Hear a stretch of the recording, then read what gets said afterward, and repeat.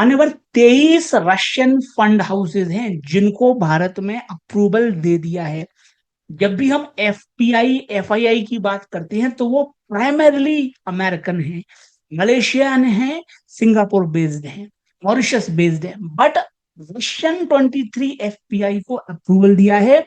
Importance यह है मान्यवर कि रशिया के साथ ट्रेड में भारत को नुकसान होता है $59 बिलियन।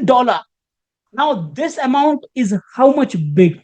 हमारा मार्केट अंडर परफॉर्म कर रहा है। क्यों अंडर परफॉर्म कर रहा है? क्योंकि एफआईआई ने पिछले एक साल में करीबन $30 बिलियन निकाले हैं, और ये डॉलर ड्रिवन निकाले हैं। डॉलर मजबूत हुआ, रुपया कमजोर हुआ, उन्होंने भारत के शेयर बेचे, पैसा निकाल के अमेरिका ले गए, सिंगापुर ले गए, मॉरिशस ले गए, चाहे दुनिया में ले गए। तो $30 बिलियन आउटफ्लो हुआ है, लेकिन रशिया इतना हमसे एक्स्ट्रा कमा रहा है। श्रीमंत ध्यान दीजिए, ये पैसा रशिया पहुंचा नहीं है, ये रशिया का पैसा भारतीय बैंकों के पास है, पड़ा हुआ है, आइडल रुपी है। डॉलर सैंक्शंस थे, पेमेंट नहीं हुआ, तो युआन के जरिए जितना पेमेंट होना था, दिरहम से होना था, हो गया। लेकिन जो पैसा रुपी में पेमेंट करना था वो भारत में पड़ा हुआ है। तो भारत की जो सेबी है उसके डायरेक्टर साहब ने रशिया से बोला है कि भैया अपॉर्चुनिटी है। मार्केट हमारा 8% टूट गया है, निफ्टी लगभग 8 to 10% टूटा है। शेयर्स बहुत सस्ते हैं। जो लोग डॉलर में साइमल्टेनियसली ट्रेड करते हैं, अमेरिकन एफआईआई, उनको मतलब है कि भैया बेचो इंडियन शेयर्स, क्योंकि डॉलर मजबूत हो रहा है।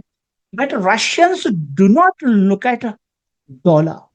उनको डॉलर में कारोबार करना नहीं है, उनको इंडिया रुपी और रूबल में काम करना है। तो रशियन पैसा जो भारत में पड़ा हुआ है वो इंडियन शेयर्स में निवेश किया जाएगा। महत्वपूर्ण बात ध्यान ये देनी है कि रशियन कंपनियां भारत में लिस्ट होंगी, Russian FPO, Russian IPO Bharat में आएंगे। जैसा अमेरिका के केस में होता है कि अमेरिकन कंपनियां अमेरिका की तुलना में जब भारत में लिस्ट होती हैं तो वैल्यूएशन ज्यादा है।